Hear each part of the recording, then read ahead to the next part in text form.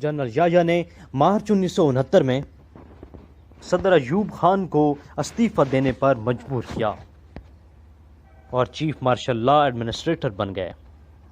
اب جنرل یحییٰ ایک ہی وقت میں پاکستان کے صدر، چیف آف آرمی اسٹاف اور چیف مارشل لا ایڈمنسٹریٹر تھے۔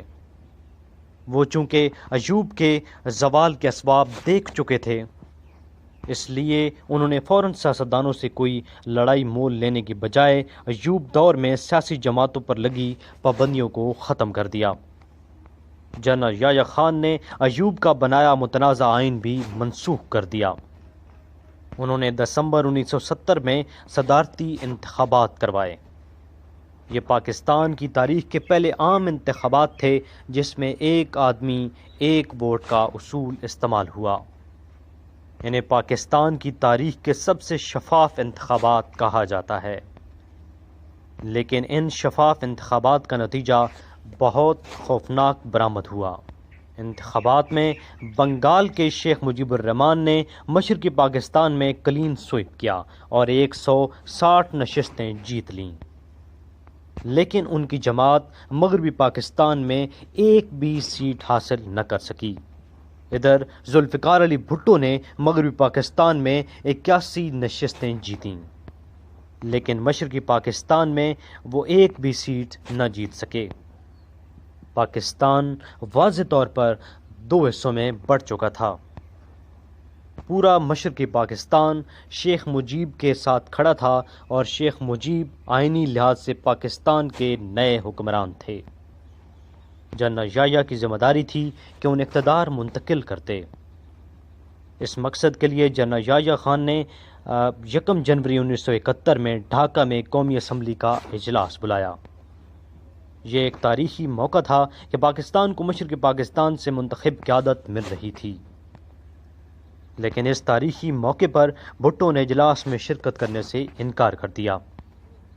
نہ صرف انہوں نے شرکت سے انکار کیا بلکہ اپنے نمائندوں کو دھمکی دی کہ جو قومی اسمبلی کے اجلاس میں جائے گا وہ اس کی ٹانگیں توڑ دیں گے۔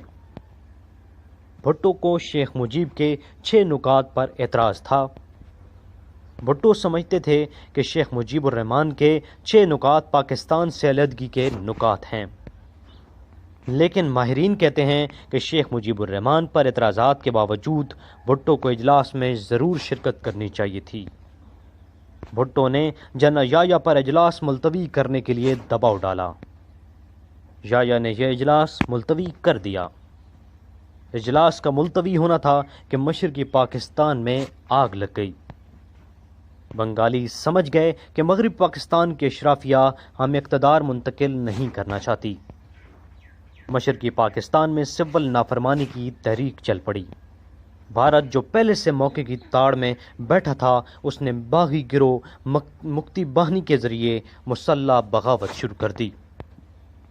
مکتی باہنی کے مسلح گروہوں نے پاک فوج اور مغربی پاکستان کے حامیوں پر حملے شروع کر دیے۔ یہ پاکستان بچانے کا آخری موقع تھا۔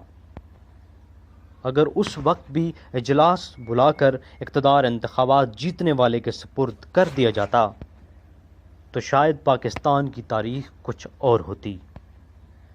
گو کہ اب یہ اتنا سادہ بھی نہیں رہا تھا، لیکن جنرل یحییٰ خان نے اقتدار منتقل کرنے کے بجائے یہ آخری موقع بھی گنوا دیا اور بغاوت کچلنے کے لیے فوجی ایکشن شروع کر دیا۔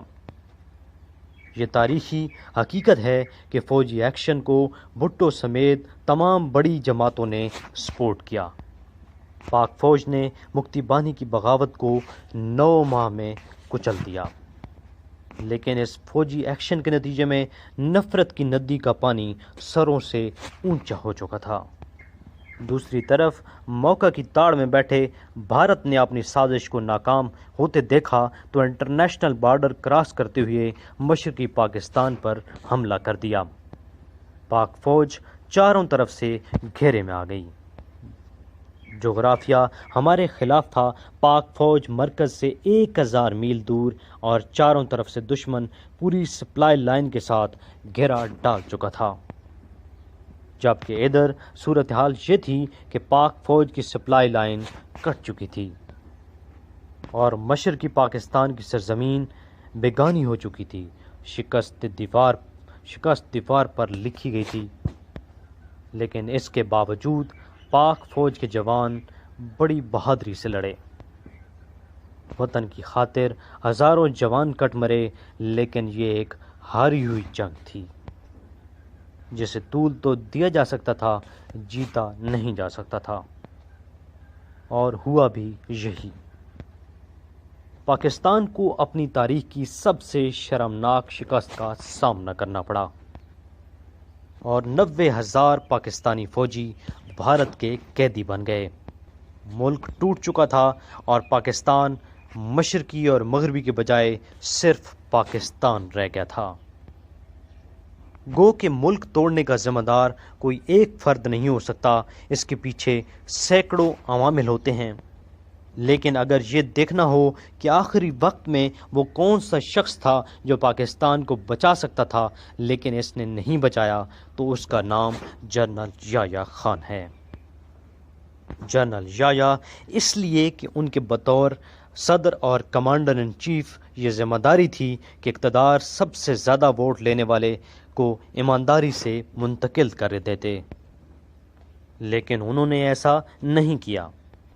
लेकिन इसका यह मतलब हरगिज़ नहीं कि पाकिस्तान तोड़ने के तनहा जिम्मेदार जनरल याह्या खान हैं, क्योंकि वक्त करता है परवरिश बरसों, हादसा एकदम नहीं होता।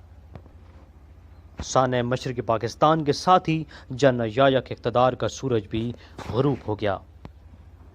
जनरल याह्या ने ज़ुल्फ़िकार अली भुट्टो को एक कागज़ की तहरीर के ज़रिए इक़्तिदार मुंतकिल कर दिया। Bhutto chief marshal law administrator और दस्तूर साज असम्बली के सरबराह बन गए। उन्होंने इक़्तिदार संभाला और जनरल याह्या को नज़र बंद कर दिया। बाकी ज़िंदगी में जनरल याह्या खान ज़्यादातर नज़र बंद ही रहे। भुट्टो की फांसी के 1 साल बाद सकूत ढाका का ये अहम तरीन किरदार इंतकाल कर गया। उधर पाकिस्तान से अलग होने वाले बांग्लादेश में एक के बाद एक फ़ौजी बगावत जन्म लेती रही, यहाँ तक कि अलहदगी के सिर्फ 4 साल बाद ढाका में शेख मुजीबुर रहमान को नौजवान फ़ौजी अफसरों ने घर में घुसकर कत्ल कर दिया। यूं सिर्फ 10 साल के अंदर अंदर सकूत ढाका के तीनों अहम किरदार भुट्टो, शेख मुजीब और जनरल याह्या की मौत की वादी में जा सोए। पाकिस्तान में इस साने की वजूहात जानने के लिए एक कमीशन बना दिया गया। इस कमीशन के सरबराह बंगाल से ताल्लुक़ रखने वाले चीफ जस्टिस हमूदुर रहमान थे। इस कमीशन ने सकूत ढाका पर एक तफसीली रिपोर्ट तैयार की। इस रिपोर्ट में ज़िम्मेदारों का तयन भी किया गया और सकूत ढाका के अवामिल भी लिखे गए। ये रिपोर्ट भुट्टो के दौर में मुकम्मल हो गई थी, लेकिन चंद मसलहतों के पेश नज़र उन्होंने इसे शाया नहीं किया। वो दिन और आज का दिन ये रिपोर्ट कभी सामने ना आ सकी। इसके कुछ हिस्से भारत में तो शाया हुए, लेकिन पाकिस्तान में इसे कभी पब्लिक नहीं किया गया। अभी जारी है। अगली वीडियो में देखिए कि ज़ुल्फ़िकार अली भुट्टो ने भारत पर वो क्या दबाव डाला था कि इंडिया 90,000 फ़ौजी आज़ाद करने पर मजबूर हो गया था।